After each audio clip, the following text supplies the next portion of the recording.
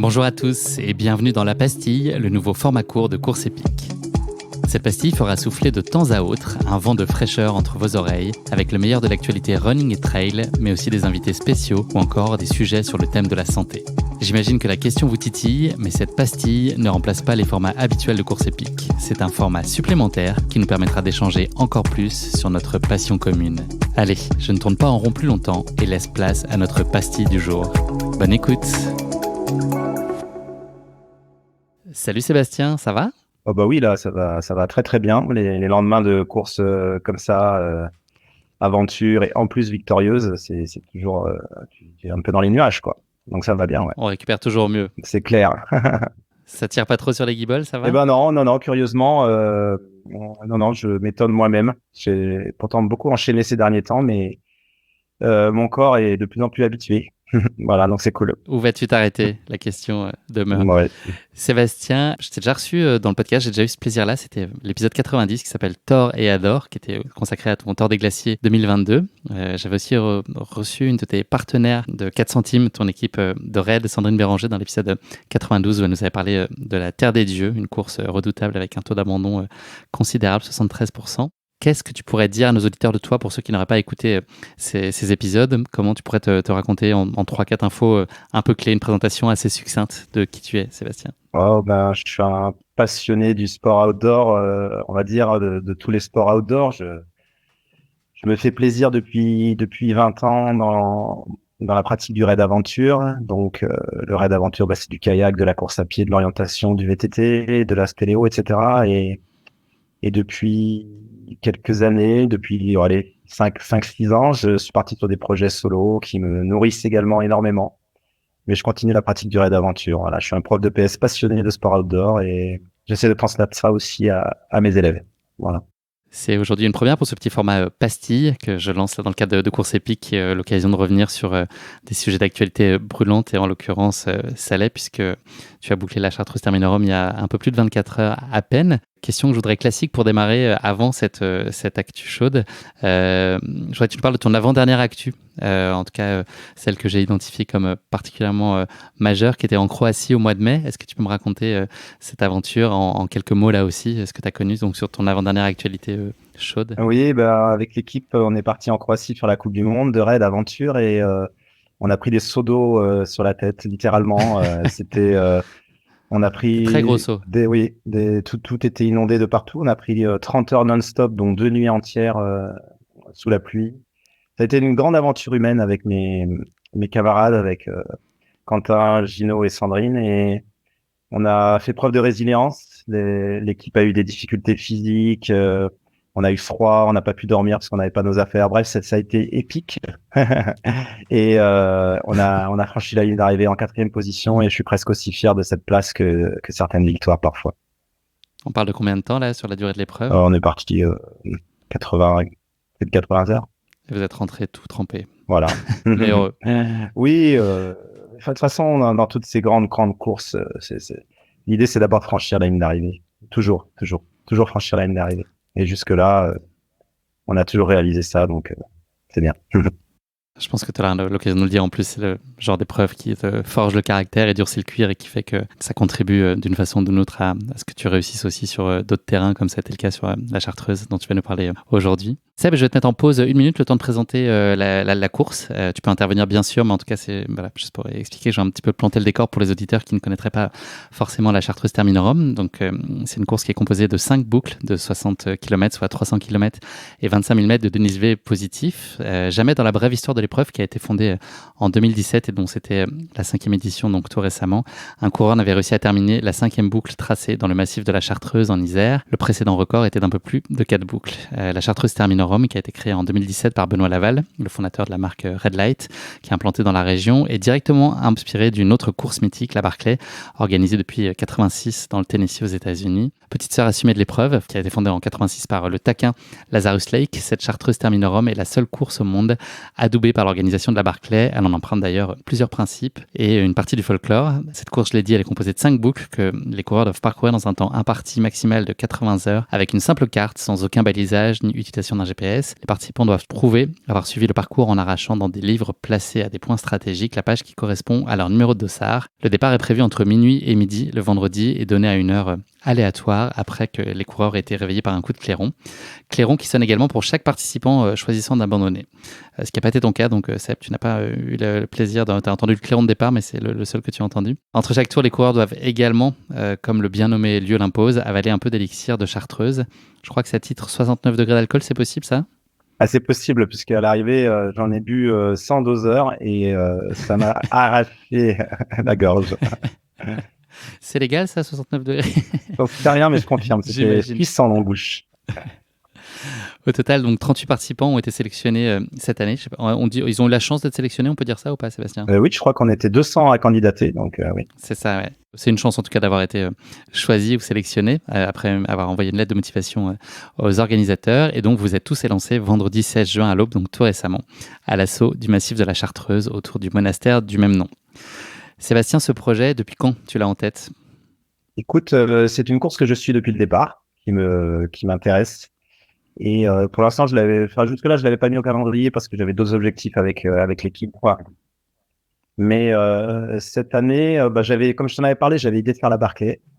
Et comme j'ai pas été sélectionné, j'ai pas eu cette chance-là, je me suis dit bon c'est que je dois faire la Terminorum, quoi. Pour moi, c'était un petit signe du destin. Et du coup, voilà, à l'automne, je me suis dit allez, je suis candidate à la Terminorum. T'as pris ta plus belle plume.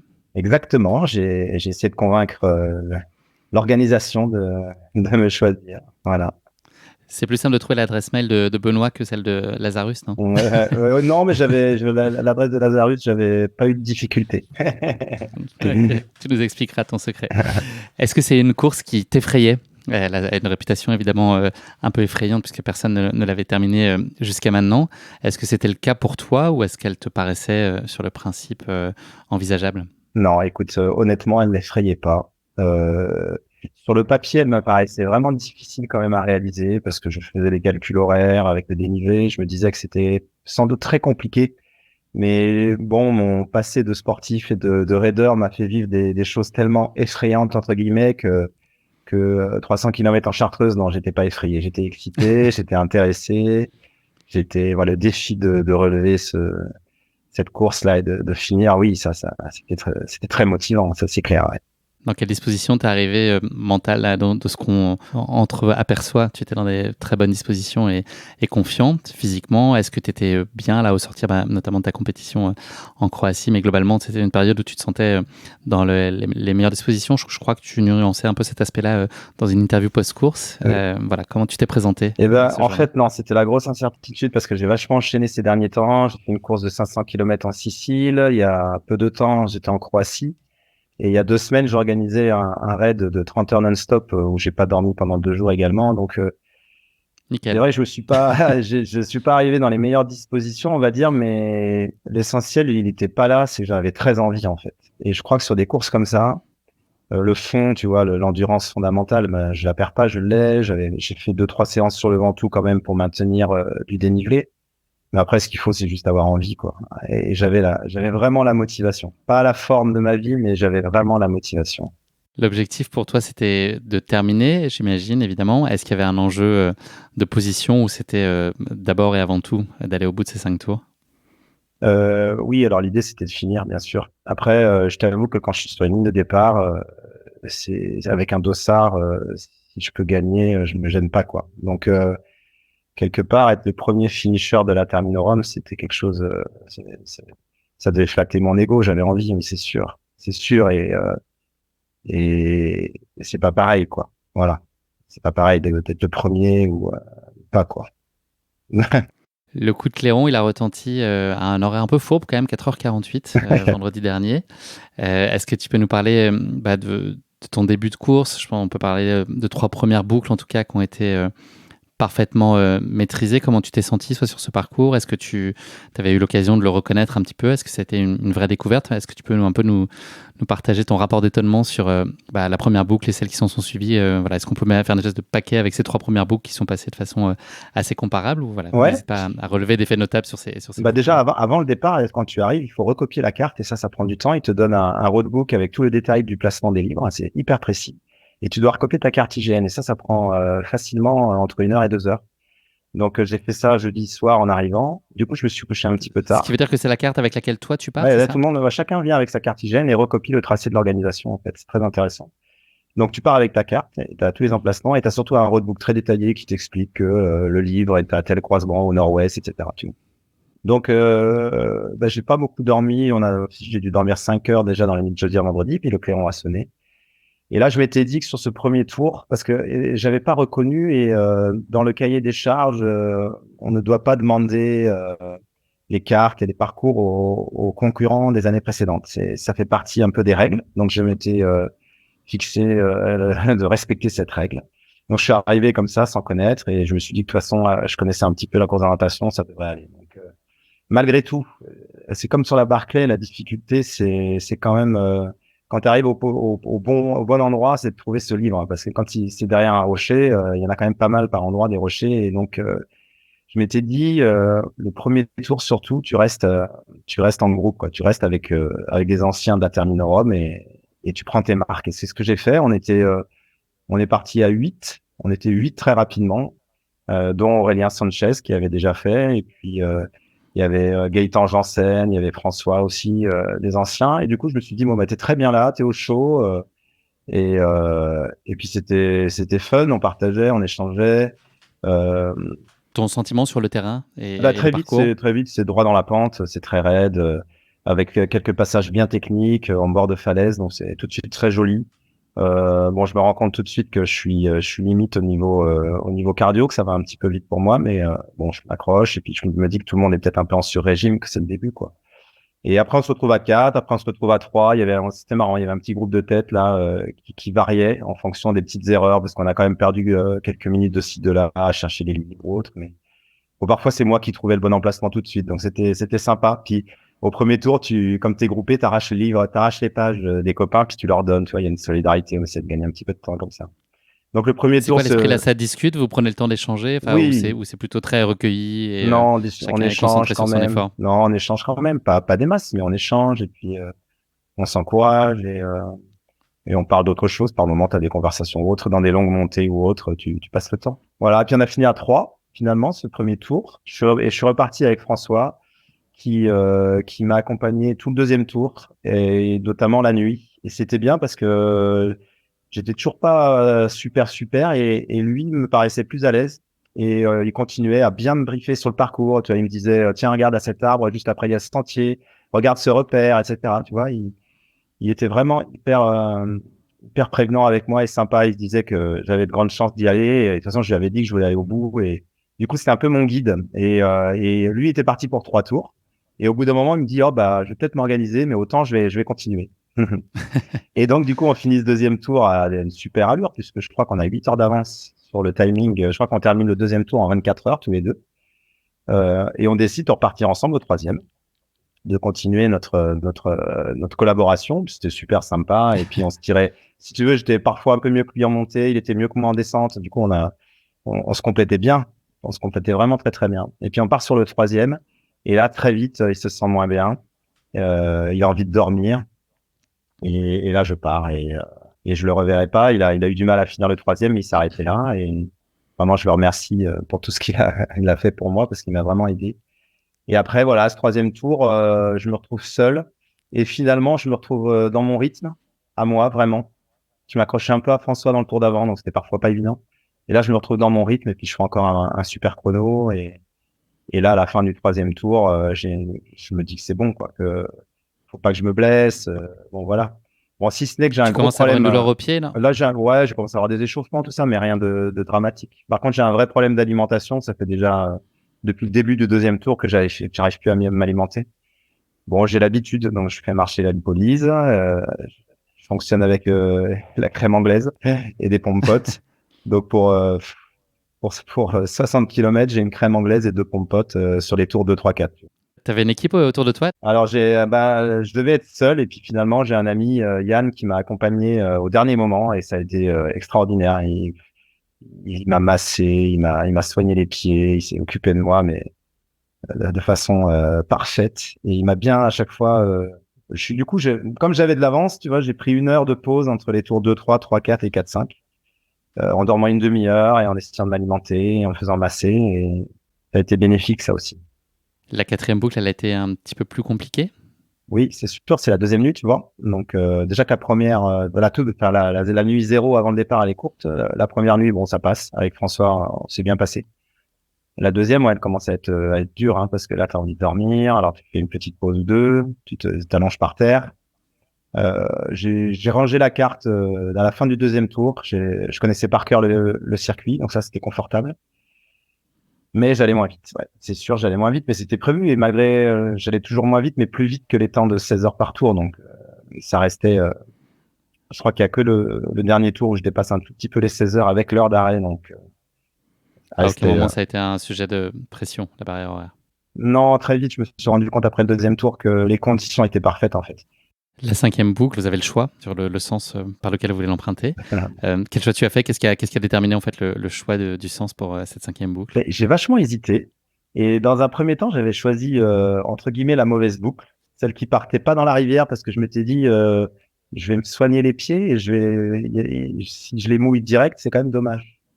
Et puis, en regardant les temps que j'avais fait à chaque tour, je me suis rendu compte quand même que j'étais plus rapide sur un certain sens, enfin, sur le sens qu'on appelait anti-horaire, le premier, la boucle 1 et 3. Et du coup, je me suis dit que j'allais... et en plus, j'ai discuté avec les concurrents que je croisais. Alors, ce qui est sympa dans la Terminorum, c'est que tu repars à chaque fois dans l'autre sens. Et du coup, tu croises tes poursuivants. Tu les croises à l'endroit où ils sont. Donc, tu te rends compte un petit peu de l'écart, mais surtout, tu échanges avec eux, tu leur demandes comment ils vont. C'est très fraternel. Et donc, en discutant avec eux, ils me disaient j'espère que tu vas pas choisir ce sens-là. Donc, je voyais bien qu'eux avaient compris qu'il y avait un sens meilleur que l'autre. Du coup, au dernier moment, j'ai choisi le bon sens, en fait. Et ben, en même temps, ça me mettait une variété parce que je venais de faire la boucle 4 dans un sens, c'était bien que je change. Ben, ça, la difficulté de la Terminorum, c'est ça, c'est que tu pars 5 fois sur le même parcours. Donc, si tu veux, c'est pas évident mentalement. Tu connais les difficultés, tu sais où ça va piquer, tu sais où ça va être ultra technique et que tu avanceras pas, etc. Donc, ça, c'est une gestion mentale qui est intéressante. Est-ce qu'on peut dire que tu prends du plaisir quand même? Par exemple, sur cette cinquième boucle, tu as déjà un certain nombre de kilomètres et d'heures dehors derrière toi. Est-ce que tu arrives à prendre du plaisir, d'autant plus que tu te dis que, a priori, sauf blessure ou imprévu, rien ne t'empêchera d'atteindre la ligne d'arrivée? Est-ce que c'est un sentiment que tu as ressenti ou est-ce que c'est quand même, malgré tout, la souffrance physique qui prend le dessus et peut-être un peu de lassitude mentale? Non, la troisième nuit, tu peux pas parler de plaisir. Si je prends du plaisir les deux, trois premières heures, je suis de jour encore, enfin, j'ai même plus que ça, mais je repars. Yann m'a vraiment soigné. J'ai l'impression d'être tout neuf, donc je me dis waouh, je vais aller vite, ça va être super. Donc première côte, je me fais vraiment plaisir à retrouver des sensations de vitesse. Mais très vite le sommeil m'attrape. Et là, je me dis ah non, ça va être long. Et donc je me fais 2 jours une première sieste de 20 minutes et je repars bien heureusement, mais il a fallu que j'en fasse plusieurs. Donc dans la dernière nuit, franchement, on parle pas de plaisir, on parle de quoi, d'aboutissement. Tu vois, c'est la dernière. Tu sais que chaque livre que tu vas trouver, tu le reverras plus. Et à chaque fois, je comptais mes pages pour pas me tromper, pour pas en oublier un, pareil tour de rythme, tu vois. Mais le dernier tour, c'est là tu rejoins la ligne d'arrivée, alors que jusque là, c'était pas ça, quoi. C'est une autre démarche mentale. Donc le plaisir, il est là en se disant, ça y est, tu vas au bout là, tu vas au bout, tu vas le faire, c'est fini. Et c'est ça qui motive en fait. Tu as bouclé cette Chartreuse Terminorum à 4h15 du matin, 4h14 pour être précis. C'était hier, lundi 19 juin, au bout de 71 heures et 26 minutes d'effort. Donc très largement en dessous des 80 heures maximales qui étaient allouées pour réussir ce parcours. Est-ce qu'il y a de la place pour l'émotion à ce moment-là ou est-ce que c'est vraiment l'épuisement physique qui domine ou est-ce que tu as une approche très concrète des choses? Tu as accompli ta mission et réalisé ce que tu avais décidé et programmé de faire? En fait, un peu plus froide finalement. oui, c'est pas une émotion comme quand c'est un truc surprise un peu. Tu vois, c'est quelque chose que j'ai mûri pendant la course. Très rapidement, j'ai senti que ça allait être faisable. Donc, j'étais très ému, j'étais très heureux. Mais c'est pas comme quand tu finis une course au sprint. Tu vois ce que je veux dire? C'est quelque chose que tu as anticipé vachement en fait. Et dans tout le cinquième tour, je l'avais anticipé. Et après, oui, c'est un peu la libération. Tu touches le rocher là et c'est terminé. Et enfin, tu peux te poser et prendre le temps et échanger. Et oui, c'est une émotion contenue, j'ai envie de te dire, mais c'est une profonde fierté qui te traverse, quoi. Te dire, ah bah, tu savais que tu pouvais le faire, tu l'as fait. encore quelque chose qui va renforcer ma connaissance, la connaissance de moi et mon mental, tu vois. C'est chouette, quoi. Voilà. On te voit très lucide sur les vidéos d'interview post-arrivée. Est-ce que toi, tu le ressens comme ça ou est-ce que tu as quand même l'impression d'être épuisé et harassé? Oh, lucide, je sais pas. La tête froide, en tout cas, sur l'analyse de la course. Oui, après, c'est peut-être pas une analyse que je referai maintenant parce que il y a peut-être des mots qui peuvent être mal compris, tu vois. Des fois, c'est pas forcément bien de parler à chaud comme ça parce que toi, tu penses à un truc, mais d'autres peuvent interpréter autre chose, tu vois. Cette course, c'est vrai que j'ai été très vite, mais c'est parce que j'ai bénéficié de super conditions. Et pour autant, elle reste extrêmement difficile, tu vois. C'est quand même pas, c'est quand même pas tous les jours qu'on peut faire ça, quoi. Et loin de là. Donc, euh, je sais pas quoi dire. Cette course, elle est unique. Quand je vois les retours médias que j'ai depuis 24 heures, c'est assez fou, quoi. On Donc te voit partout, je te confirme. la Terminorum, tu vois, en 5 ans seulement, elle a réussi à créer un mythe, en fait, tu vois, pour que France Inter, Le Monde, Figaro, etc., que tous les grands médias nationaux fassent un bel article sur la Terminorum. C'est que les organisateurs, tu vois, en 5 ans, ils ont réussi un truc assez dingue, quoi, tu vois. Il y avait des critiques, hein, attention, hein, ouais, votre course, elle est impossible, etc. Et du coup, là, maintenant, on dit plus ça. On dit que c'est une course extrême, qu'elle a été réalisée. Bon, la Barclay a été réalisée plusieurs fois, donc c'est très bien qu'il y ait des finishers. Donc, je trouve qu'il y a il y a pas beaucoup de trails qui peuvent se targuer d'avoir une telle couverture média après leur course. Là, tu te rends compte depuis ce qui se passe depuis 24 heures, c'est assez. Incroyable, un déferlement, ouais. Donc, je trouve que c'est mérité pour les organisateurs. Moi, c'est personnellement, ça me touche beaucoup, c'est sûr. C'est bien qu'on ait, en plus, moi, ça fait un petit éclairage aussi sur le Raid Aventure. Je trouve que c'est toujours pas très médiatisé. Donc, quand on parle de moi, on parle aussi un peu de Raid Aventure et ça, mes copains de Raid sont toujours contents de ça. Et, euh, et voilà. Donc, c'est cette course, elle va évoluer forcément, du coup, parce que comme on a eu des super conditions cette année, qu'on est 5 à avoir fini, je pense que les organisateurs vont vouloir, euh, la rendre encore peut-être un peu plus difficile, puisqu'ils savaient pas eux-mêmes si, ils étaient pas persuadés que cette année il y aurait des finishers non plus, hein. Donc, c'est bien, ça a étalonné. Disons qu'on a étalonné cette année le parcours par des conditions parfaites. Voilà.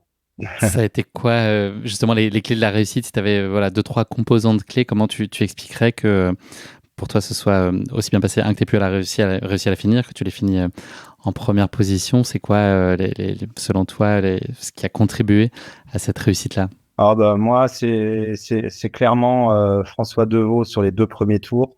Je le remercie vraiment. Oui, c'est les coureurs qui m'ont accompagné sur les 2 premiers tours. C'est Yannick, mon assistant, qui m'a bichonné. Et puis après, les clés de la réussite, c'est mon passé des 15 dernières années, tout simplement. Je crois que ça fait quelque part 15 ans que je la prépare, cette course, tu vois. Je fais des efforts de 3 à 7 jours depuis 15 ans. C'est quelque chose qui est ancré en moi, donc Donc c'est voilà. à la fois physique, à la fois ta résilience, à la fois ta capacité à lire le terrain, c'est ça? Oui, bah alors il faut être quand même orienteur, c'est sûr. Ou alors être, oui, parce que ranger la carte au bout de 2 tours et connaître 60 kilomètres par cœur, c'est parce que j'ai l'habitude, je pense aussi. Mais bon, voilà, c'est un ensemble de facteurs qui fait qu'aujourd'hui, je réussis sur ce genre de course. C'est mon histoire, en fait. C'est une évolution du sport que je pratique depuis le 110 mètres haies quand j'avais 15 ans jusqu'à aujourd'hui, tu vois. Est-ce que tu as été surpris de ton niveau de performance et d'avoir finalement tant de marge sur la barrière? Parce que finir, c'est une chose, mais tu étais très large. Est-ce qu'au regard des conditions physiques avec lesquelles tu t'es présenté sur la ligne de départ, est-ce que c'était une surprise pour toi? Ouais, non, parce que depuis que j'ai fait 2 fois la traversée des Alpes, depuis que j'ai fait 2 fois 600 kilomètres sans m'arrêter, tu vois, en fait, j'ai vraiment, c'est les ultra longues distances, c'est vraiment quelque chose qui me fait plus peur, quoi. Alors là, tu vois, même le Tour des Glaciers m'a conforté là-dedans, puisque le Tour des Glaciers, c'est 450 kilomètres, c'est 124 heures. Donc là, finalement, en termes de durée, la Terminorum, c'est quelque chose qui est vraiment très accessible en ce qui me concerne. Donc, ouais. Non, non, je suis pas, si bon, les conditions étaient parfaites. Je pensais lutter pour être en 78, 79 heures, tu vois. Vraiment pas en 61, c'est sûr. C'était important pour toi d'être premier. Tu nous as dit tout à l'heure que quand tu présentes sur la ligne de départ, c'est quand même en soi un des objectifs. Ça change quelque chose puisque vous avez 5 à avoir terminé. Je l'ai cité, il y a eu Michael Berton, l'Espagnol Albert Herrero Casas, Benoît Bachelet et Nicolas Moirou. Pour toi, la première place, elle donne encore plus de saveur à cette réussite? Ouais, tu vois, c'est important pour mes proches. Ma maman, elle est super fière. Tu vois, ma maman, là actuellement, elle lutte contre un cancer. Elle m'a donné un mental. Elle a un mental que je sais d'où vient mon mental, quoi. Tu vois, chaque jour, elle est super forte. Et pour ma maman, je trouve que c'est beau qu'elle voit son fils mis en lumière comme ça. Pour mes sœurs, tous mes proches, ça les touche beaucoup. Ils me suivent et oui, c'est pas pareil. Je vois bien que les 4 autres finishers sont moins médiatisés. Je m'en excuse, hein, et pourtant ils méritent tout autant. Et je les ai croisés et on s'est félicité. Nicolas m'a même donné un gel. Enfin, tu vois, on s'est aidé. Albert, l'Espagnol, il m'a réveillé en plein milieu du sieste parce qu'on se croisait en fait sur le dernier tour quand on faisait pas dans le même sens. Il y a une vraie fraternité dans tous les coureurs de la Termine-Rome. Tout le monde s'aide comme dans les premiers tours. Donc c'est vrai que depuis 24 heures, je suis beaucoup mis en lumière et je trouve que les 4 autres pas assez en tout cas. Mais c'est toujours un peu ça, les médias, ils s'intéressent beaucoup au premier, quoi. Voilà. Et oui, Rendons leur hommage aussi ici, félicitons-les pour cette ah bah performance. oui, oui, oui. Eux aussi avaient de la marge. Justement, le fait qu'il y ait 5 finishers, donc je l'ai dit, la course, il n'y avait pas eu de finisher jusqu'à maintenant. Il y a des critères exogènes, on va dire, qui sont liés à des conditions favorables telles que tu as décrites. Est-ce que dans les critères plus intrinsèques, est-ce que tu penses que globalement les athlètes sont mieux préparés? Est-ce qu'il y a quand même une courbe d'expérience par la force des choses avec des informations qui circulent sur la course en elle-même? Enfin, qu'est-ce qui pourrait expliquer que cette année, il y ait eu ce nombre de finishers assez étonnant sur lequel personne n'aurait misé, je pense, il y a une semaine? Dans les 4 qui ont fini derrière moi, il y a 3 anciens de la Termine-Rome qui se sont vraiment préparés, pour qui c'était le grand objectif. Et ils avaient fait 3 boucles et ils étaient vraiment dans l'idée d'en faire 5 cette année, tu vois. Donc ils se sont extrêmement bien préparés, ils avaient une connaissance du terrain énorme. Albert, l'Espagnol, lui, est un vétéran de la Barclay, donc il connaît aussi parfaitement. Donc c'est pas des inconnus, hein, attention, c'est des super athlètes qui se sont vraiment préparés pour être là ce week-end, quoi. Je voudrais juste faire un petit clin d'œil à 2 autres personnes sur cette course. Donc, Alice Jurami, qui a été la dernière femme en course, qui a terminé 2 boucles, soit 120 km. C'était une première, en tout cas, c'est la première femme à y parvenir. Et juste préciser que 12 coureurs sur les 38 partants ont terminé 3 boucles. Je voulais aussi faire un petit clin d'œil à Aurélien Sanchez, que j'ai reçu récemment, qui nous avait parlé de sa Barclay, qui lui a dû s'arrêter voilà, au milieu de la 4e boucle. Donc, voilà, je lui dédie aussi. Enfin, je lui adresse en tout cas un affectueux clin d'œil. Voilà, j'espère qu'il n'est pas trop déçu par cet arrêt en cours de route. Mais on a bien échangé avec Aurélien et c'est vraiment une très très belle personne, hyper humble et il a lutté sur cette course parce qu'il avait pas des bonnes sensations et malgré tout, tu vois, il a entamé le 4e tour et quand je l'ai croisé à la fin dans le 3e, il me disait qu'il avait des mauvaises sensations mais qu'il voulait quand même y aller, quoi, continuer. Bon, après, la douleur était trop forte, mais c'est un sacré beau personnage du trail running français et Il est génial. qu'il ait gagné la Barclay, tu vois, c'est quelque chose qui restera à vie pour lui et c'est fantastique. Un très, très bel homme et puis très bel athlète, c'est clair. Ouais. Est-ce que tu as ramené une petite bouteille de liqueur, un peu de chartreuse à la maison ou pas? Alors, Ou tu as voulu te tenir j'ai eu loin un cadeau, j'ai eu de la chance, tu vois, j'ai eu une bouteille de rhum, hein, et je vais terminer au rhum, du coup, cette course. Du rhum de 18 ans d'âge, je crois, une sacrée bouteille. Tu en as parlé, Sébastien, et on va se quitter là-dessus. Et tu l'avais évoqué déjà lors de notre échange, la suite logique des choses qu'on entrevoit et qu'on te souhaite, c'est la Barclay. C'est toujours ton projet enfin un de tes projets en tout cas les plus chers. Et est-ce que c'est quelque chose qu'on peut te souhaiter là dès la prochaine édition? Est-ce que tu penses que le fait d'avoir terminé cette chartreuse, est-ce que ça plaide aussi en la faveur de ton dossier? Bah, écoute, j'espère, Laz était là sur les 2 premières éditions, donc je pense qu'il va suivre au moins les résultats et que la ligne supplémentaire que j'ajouterai sur ma lettre fera pencher la balance du bon côté. Je le souhaite. Écoute, je pensais que mon CV suffirait, que ma lettre était suffisamment bien tournée l'année dernière pour. Après, on a échangé avec Laz parce que quand il est sympa, hein, il a envoyé un courrier à tous les non retenus pour expliquer ses choix. Et quand j'ai lu ses choix, j'ai pas compris. En fait, on a échangé et je crois il avait un peu vite lu ma lettre, quoi. Donc, c'est presque, il n'avait pas compris qui j'étais. Et donc là, j'espère que maintenant saura un peu que Je devrais y passer un petit peu plus de temps, effectivement. voilà, que je peux peut-être faire quelque chose sur sa course. J'espère qu'il en sera conscient.